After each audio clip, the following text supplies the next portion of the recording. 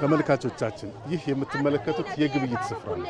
አካባቢው በማዕከላዊ ኢትዮጵያ ክልል በስልጤ ዞን ቅበት ከተማ አስተዳደር ውስጥ የሚገኝ የቅበት ከተማ የግብይት ስፍራ ነው። እንግዲህ በዚህ የግብይት ስፍራ በርካታ ነገሮች ተገበያዮች የሚገበያዩበት ነው። የኛን ቀልብ የሳበውና ለእናንተ ለማድረስ የፈለግነው ግን ቦሌ ወይም ይሄ ጨዋማ አፈር በስልጥኛ ደግሞ ቦለት ይባላል።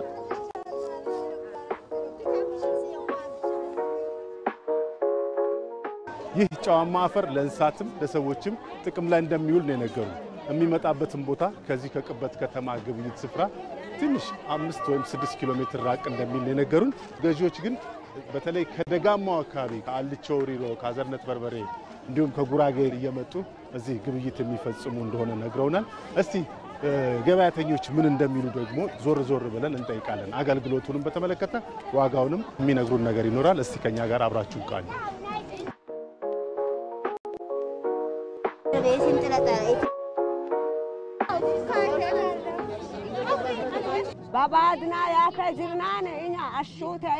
እኛ መኖሪያ ስፍራችን አሹቴ ነው።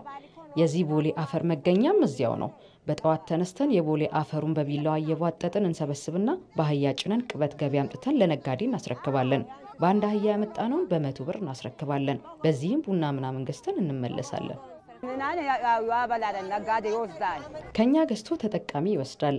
እኛም ከቦታው ከሚያመጡ ሰዎች ተረክበን እንቸረችራለን። ይህን ስራ ከ20 ዓመታት በፊት የጀመርኩት ሲሆን መተዳደሪያዬም ሆኗል። ወጪያችንን በዚህ በመናገኘው ገቢ ነው የምንሸፍነው።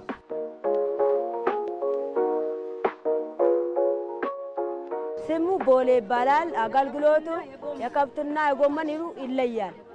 ወተት ይሰጣሉ። የምግብ ነገር ይከፍታቸዋል። ገለባ ቢበሉ ሳር ቢበሉ በቃ አይከብዳቸውም። ትላትል ይጨርስላቸዋል ለከብቶቹ ማለት ነው። ጤናማ ይሆናሉ። እኛ የተገባየነው ቦሌ ነው። በስልጥኛ ቦለት ነው፣ በአማርኛ ቦሌ ይባላል። የከብቶች መኑ ነው። ሳር ላይ ቅጠል ላይ ተበትኖ የሚበላ ናቸው። ምቹ ነው። በጎቹም ሆነ ፈረሶች፣ በጎች፣ ከብቶች ሁሉ ይበሉታል። ምግብ አፕታይታቸውም ቆነ ውስጥ ላይ ያለ ጀርም ደግሞ ያልቃል። ይሄን የበላ ከብት ስጋውም ጣዕም አለው። ወተቱ ራሱ የተለየ ነው። ቅቤው ራሱ የተለየ ነው። ጽንስ ራሱ ከብቶች እሱን ከበሉ ቶሎ ነው ጽንስ የሚወስዱ። የጎመኑ አግብተን በውሃ ለቅልቀን ሲጣራ ጎመን ይቀቀልበታል። ጎመን ተቀቅሎ ጨው አይጨመርም፣ ምን አይጨመርም፣ ታይቤ እንጨምረዋለን። አንድ ደቂቃ አይቆዩ ቶሎ ያበስላል። ጉዳት ነገር የለው። ደግሞ ያ ሁሌ ይበላል፣ በመሃል ነው። ሴቶች በይበልጥ አራስ ቤት ካሉ ጎመን እሱ ተቀቅሎላቸው በጣም ይበላል። ለማንኛውም ሰው ደግሞ ጎመን በተለይ ሊበላ ከተፈለገ በሱ ይሰራል። ዝብቆ ይባላል።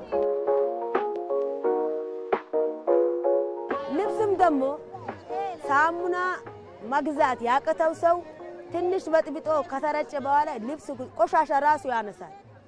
ይሄ ማለት ነው። እንደ ሳሙና እኛም እንጠቀም ነበር። አሁን ራሱ ቆሻሻ ልብስ ከበዛ እሱን ትጨምቃለ፣ ዘብዝፈት ተዋለ፣ እሱን እየጨመክ በሳሙና ትቀይራል። ጊዜው ስለተሻሻለ አሁን ብዙ የሚያጥበት ሰው የለም። ዋጋ አንዱ 10 ብር ነው። 1 ኪሎ 1 ጣሳ 10 ብር ነው። ዋጋው ያው እንዳቁሙ ነው። አሁን እኔ ለዚህም ከፍለው 220 ብር ነው ለዚህ ማለት ነው። ለሁለት 110 ብር ማለት ነው። ስለዚህ በእቃው አይነት ራሱ ይለያያል።